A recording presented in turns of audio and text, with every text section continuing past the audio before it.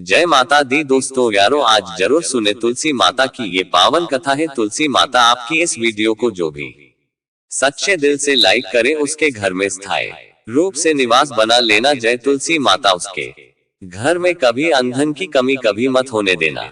लायक जरूर करें तुलसी को जल देते समय बोलने चाहिए ये 3 शब्द, सभी मनोकामनाएं पूर्ण हो जाती हैं। दोस्तों, पिछले वीडियो में हमने आपको तुलसी को जल देने के महत्व की कथा सुनाई है। आज की इस वीडियो में हम जानेंगे तुलसी को जल देने से क्या क्या फायदे मिलते हैं। एक बार सत्यभामा ने भगवान श्री कृष्ण से तुलसी को जल देने का महत्व पूछ लिया था। तब भगवान श्री कृष्ण ने उन्हें उसका महत्व सुना दिया था। आगे देवी सत्यभामा कहती है, हे स्वामी, आपने मुझे तुलसी को जल देने का महत्व तो बता दिया है, किंतु अब मेरे मन में ये जानने की जिज्ञासा हो रही है कि तुलसी को जल कैसे देना चाहिए। तुलसी को जल देने की सर्वोत्तम विधि कौन सी है तथा तुलसी को जल देने का मंत्र कौन सा है।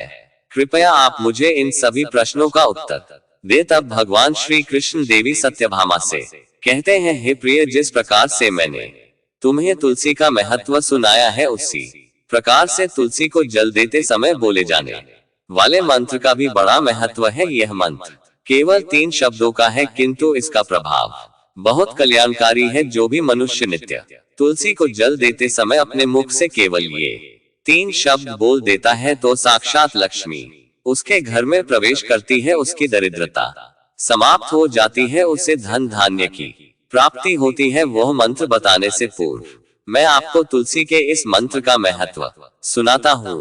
इस महत्व को सुन लेने मात्र से ही मनुष्य के समस्त पाप नष्ट हो जाते हैं। उससे 100 वर्षों तक तुलसी को जल देने का पुण्य प्राप्त हो जाता है। इसीलिए देवी, आप इस कथा को ध्यान से पूरा जरूर सुने। देवी सत्यभामा कहती है, हे प्रभु, मैं इस कथा को पूरा अवश्य सुनूंगी। आप मुझे तुलसी के मंत्र का महात्म सुनाए। श्री कृष्ण कहते हैं, हे देवी सत्यभामा, दक्षिण में एक अत्यंत शोभायमान नगरी थी। उस नगरी में सुषमा नाम का एक खोटी बुद्धि का ब्राह्मण रहता था। पापियों का तो वह शिरोमणि था। उसका जन्म एक ऐसे ब्राह्मण परिवार में हुआ था जो पाप कर्म करने वाले शास्त्र ज्ञान से शून्य थे। वह जन्म से तो ब्राह्मण था, किंतु कर्म से वह अत्यंत दुराचारी था। वह ना पूजा पाठ करता, ना ध्यान करता, ना जप, ना होम और ना ही अतिथियों का सत्कार करता था। उसके द्वार पर आए अतिथियों को बिना दान किए ही क्रूरता पूर्वक भगा देता था। स्त्री लंपट होने के कारण वह सदैव ही पराई स्त्रियों में आसक्त रहता था। उसे मदिरा पान करने की भी आदत थी, साथ ही वह मांस खाया करता था। वह दिन में खेत में काम करके पत्ते बेचकर जीविका चलाया करता था और रात्रि में वेश्याओं का सेवन करता था। इस प्रकार से उस ब्राह्मण ने अनेक वर्षों तक जीवन व्यतीत किया। फिर एक दिन वह दुर्बुद्धि सुशर्मा बेचने के लिए पत्ते इकट्ठा करने के लिए एक रश्य की वाटिका में घूमने लगा और पत्ते तोड़ने लगा।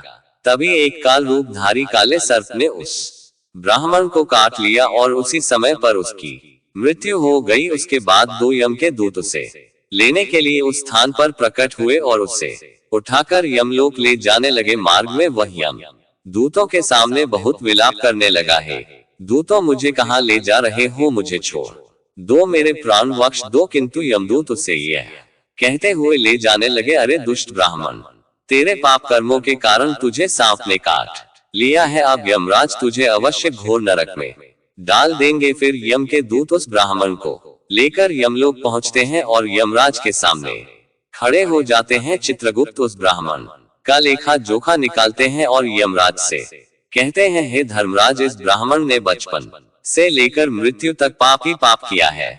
इसने कभी कोई पुण्य का काम नहीं किया है। फिर धर्मराज अपने दूतों से कहते हैं, हे दूतों, इस घोर पाप करने वाले ब्राह्मण को उठाकर ले जाओ और इसे नरक में डाल दो। फिर यम के दूत उस ब्राह्मण को ले जाते हैं और नरक की भयंकर अग्नि में धकेल देते हैं। अनेक वर्षों तक नरक में सजा भुगतने के बाद उस ब्राह्मण को दूसरे जन्म में एक बैल का शरीर मिलता है। बैल का जन्म पाकर वह बोझ उठाने का काम करने लगा। उसका मालिक उससे दिन रात काम करवाने लगा। फिर जब उस बैल की शक्ति कम हुई तो उसके मालिक ने उसे एक लड़े आदमी को बेच दिया। उस लंगड़े आदमी ने उस बैल को खुद का बोझ उठाने के लिए उपयोग किया। वह उसकी पीठ पर बैठकर घूमा करता था। इस प्रकार से उस बैल ने 8 वर्ष तक उस लंगड़े आदमी का बोझ उठाया। फिर एक दिन वह लंगड़ा आदमी उस बैल की पीठ पर बैठकर किसी ऊंचे पर्वत पर जाने लगता है। उस पर्वत पर बहुत देर तक चढ़ने के कारण वह बैल बहुत थक गया, उसकी शक्ति क्षीण हो गई और कुछ समय बाद वह बैल बहुत जोर से मूर्छित होकर जमीन पर गिर पड़ा और अंतिम सांसें लेने लगा। तभी वहां पर खड़े लोगों को उस बैल पर बड़ी दया आ गई और वे उसके मुख में पानी डालने लगे। फिर उन लोगों में एक पुण्यात्मा व्यक्ति था, उसने उस बैल का कल्याण करने के लिए अपना पुण्य उस बैल को दे दिया। उसे देखकर अन्य लोगों ने भी अपना अपना पुण्य याद करके कुछ पुण्य उस बैल को दे दिया ताकि उसे मुक्ति मिल सके। उसी भीड़ में एक वैश्या भी खड़ी हुई थी। सभी लोग अपना पुण्य उस बैल को दे रहे थे। ये देखकर उस वैश्या ने भी अपना पुण्य उस बैल को दे दिया। कुछ देर बाद उस बैल की मृत्यु हो जाती है। फिर उस स्थान पर यमदूत आते हैं और उस बैल के शरीर से उस ब्राह्मण की आत्मा को निकालकर यमलोक ले जाते हैं। यमलोक ले जाने पर उसे यमराज के सामने खड़ा किया जाता है और फिर चित्रगुप्त उसका लेखा जोखा देखते हैं तो वे आश्चर्य में पड़ जाते हैं। उस वैश्या के द्वारा उस बैल को दिया हुआ पुण्य बहुत बड़ा होता है। उस पुण्य के प्रभाव से उसके सभी जन्मों के पाप नष्ट हो जाते हैं। फिर यमराज उस ब्राह्मण के सभी पाप क्षमा करते हैं और कहते हैं, हे ब्राह्मण, उस वैश्या ने तुझे अपना पुण्य देकर तुझ पर बड़ा उपकार किया है। केवल उसी के पुण्य के कारण तुम्हारे सब जन्मों के पाप नष्ट हो गए हैं।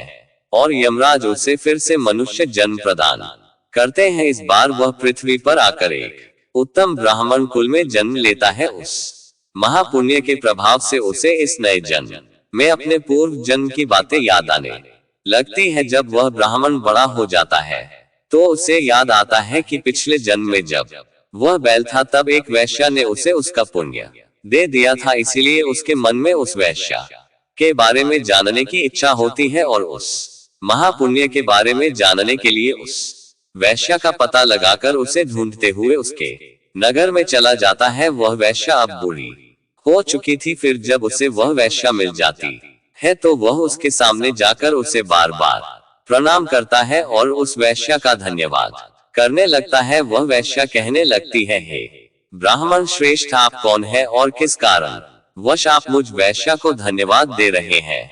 मैंने आपका कौन सा कार्य किया है जो आप मुझे नमस्कार कर रहे हैं? तब वह ब्राह्मण कहता है, हे माता, मैं वही बैल हूँ जिसे तुमने अपना पुण्य दे डाला था। अपने पाप कर्मों के कारण मुझे पिछले जन्म में बैल होना पड़ा था। उस पर्वत पर जब मैं मर रहा था तो तुमने मुझे अपना पुण्य दिया था।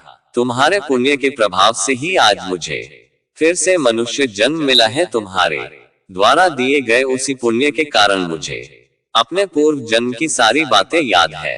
किंतु हे माता, मैं आज यहाँ पर यह जानने के लिए आया हूँ कि तुमने मुझे उस समय पर अपना कौन सा पुण्य दिया था जिस कारण से मेरे सभी जन्मों के पाप नष्ट हो चुके हैं। मैं उस पुण्य के बारे में जानना चाहता हूँ। तब वैश्या ने कहा, हे ब्राह्मण श्रेष्ठ, मैंने तो अपने जीवन में कोई पुण्य के काम नहीं किए हैं, किंतु मेरे घर में एक तोता है जो पिंजरे में रहकर हमेशा कुछ बोलता रहता है, जिसे सुनकर मेरा अंतकरण पवित्र हो गया है। उसी तोते के द्वारा बोले गए मंत्र का पुण्य मैंने तुम्हें दान में दिया था। फिर वह वैश्य और वह ब्राह्मण उस तोते के पास जाते हैं और उसे पूछने लगते हैं, हे शुक, तुम कौन सा मंत्र बोलते रहते हो जिससे हमारे जीवन का उद्धार हुआ है? यह मंत्र तुम्हें किसने सिखाया और इस मंत्र का क्या अर्थ होता है? तब उस तोते ने अपने पूर्व जन्म का वृतांत सुनाना आरंभ किया। वह तोता कहने लगा, हे ब्राह्मण श्रेष्ठ, पिछले जन्म में मैं एक ब्राह्मण था। मैं अपने ज्ञान के अहंकार में अंधा हो चुका था। मैंने कभी गुरुजनों का आदर नहीं किया, सदैव ही उनका अपमान किया। मुझे अपने ज्ञान पर इतना अधिक घमंड हो गया था कि जिस कारण से मेरा क्रोध बहुत अधिक बढ़ गया और मैं सभी से द्वेष करने लगा। अन्य मनुष्यों को तुच्छ समझने लगा, विद्वानों का भरी सभा में अपमान करने लगा।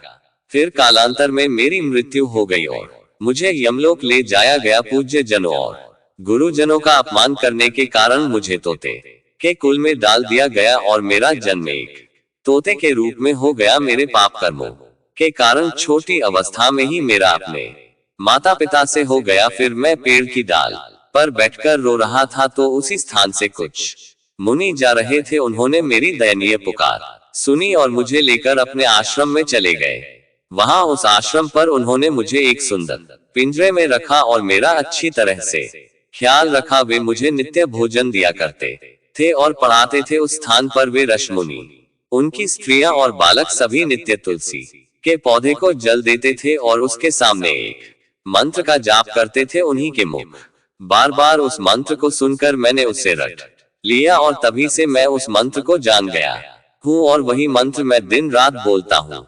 उस मंत्र के प्रभाव से मेरी कभी मृत्यु नहीं हुई और मेरी आयु 100 वर्ष की हो गई और मैं इतने वर्षों तक जीवित रहा। इसी बीच एक रात को एक चोर उस स्थान पर आ गया और उसने मुझे वहां से चुरा लिया और फिर इस वैश्या ने मुझे उस चोर से खरीद लिया। इस वैश्या के घर पर आने के बाद भी मैं उस मंत्र को बोलता रहता था, जिसे सुनकर इस वैश्या का मन भी पवित्र हो गया और ने वैश्या का काम छोड़कर भगवान विष्णु की भक्ति करने लगी। उसी मंत्र के प्रभाव से मेरे पूर्व जन्मों के सभी पाप नष्ट हो गए और उसी मंत्र के प्रभाव से इस वैश्या का भी अंतकरण पवित्र हो गया। हे ब्राह्मण देवता, उसी मंत्र के पुण्य से आप भी पाप मुक्त हो गए हैं। इस प्रकार से तोते ने उस ब्राह्मण को और उस वैश्या को सारा वृतांत सुना दिया, जिसे सुनकर वह ब्राह्मण और वैश्या दोनों ही अत्यंत प्रसन्न हुए और फिर वे दोनों ही नित्य तुलसी को जल देकर उस मंत्र का जाप करने लगे। फिर वह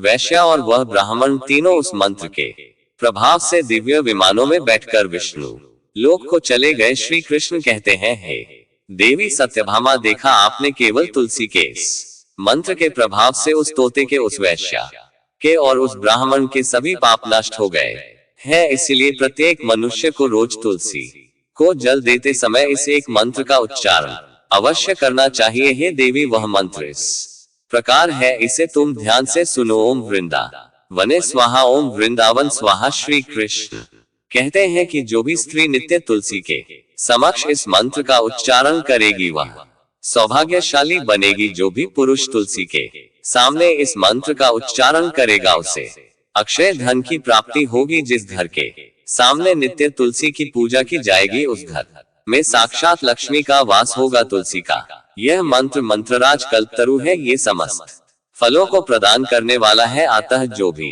तुलसी के सामने इस मंत्र का उच्चारण करेगा उसे संपूर्ण सिद्धियां प्राप्त होंगी। स्त्रियों को सदैव ही स्नान करके अपने बाल बांधकर मांग में सिंदूर भरकर नित्य तुलसी को जल देना चाहिए और इस मंत्र का उच्चारण करना चाहिए। रोज तुलसी के पौधे की परिक्रमा करनी चाहिए, इससे सभी दोष नष्ट हो जाते हैं। नित्य शाम के समय तुलसी के पास दीपक जलाना चाहिए और तुलसी के पास बैठकर भगवान विष्णु की आराधना करनी चाहिए। तुलसी के पास दीपक जलाने से मनुष्य को धन धान्य की प्राप्ति होती है। हजारों अमृत के घड़ों से नहलाने पर भी श्री हरि को उतनी तृप्ति नहीं होती जितनी वे मनुष्यों के द्वारा तुलसी का एक पत्ता चढ़ाने से प्राप्त करते हैं। 10,000 गाय के दान से मानव जो फल प्राप्त करता है वही फल तुलसी पत्र के दान से पा लेता है। जो मृत्यु के समय अपने मुख में तुलसी पत्र का जल पा जाता है वह संपूर्ण पापों से मुक्त होकर श्री कृष्ण के धाम जाता है।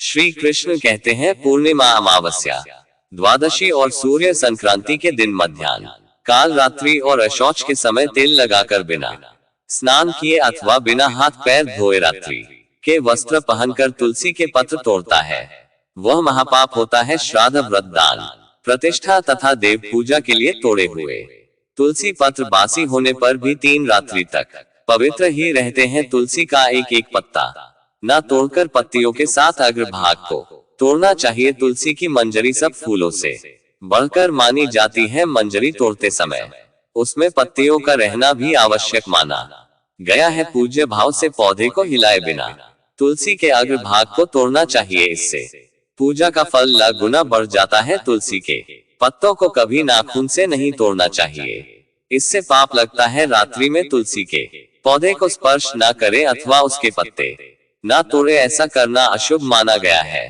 रात्रि में तुलसी का पौधा निद्रा अवस्था में होता है, ऐसे में पत्ते तोड़ने पर पाप ही लगता है। गुरुवार के दिन तुलसी के पौधे में थोड़ा सा कच्चा दूध अर्पित करें। दूध चढ़ाते समय ओम नमो भगवते वासुदेवाय नमः इस मंत्र का जाप अवश्य करना चाहिए। तुलसी के पौधे के पास शालिग्राम रखें और उस पर तिल चढ़ाए। पूजा में तुलसी और शालिग्राम को दूध में भीगी हल्दी का तिलक अवश्य करें। शालिग्राम पर तुलसी पत्र रखकर चंदन लगाना चाहिए। अगर कोई महिला मासिक धर्म से है तो वह तुलसी की पूजा न करे। मासिक धर्म के दौरान तुलसी को स्पर्श करने से घोर पाप लगता है, इससे स्त्री की दुर्गति होती है। तो दोस्तों, इस प्रकार से भगवान श्री कृष्ण ने देवी सत्यभामा को तुलसी को जल देने के मंत्र का महत्व सुनाया है। ये कथा आपको कैसी लगी कमेंट करके अवश्य बताएं। अगर ये जानकारी अच्छी लगी तो वीडियो को लाइक जरूर करें। कमेंट में जय श्री कृष्ण जय मां तुलसी जरूर लिखें। साथ ही चैनल भक्ति में शक्ति 8824 को सब्सक्राइब करें। जय माता तुलसी।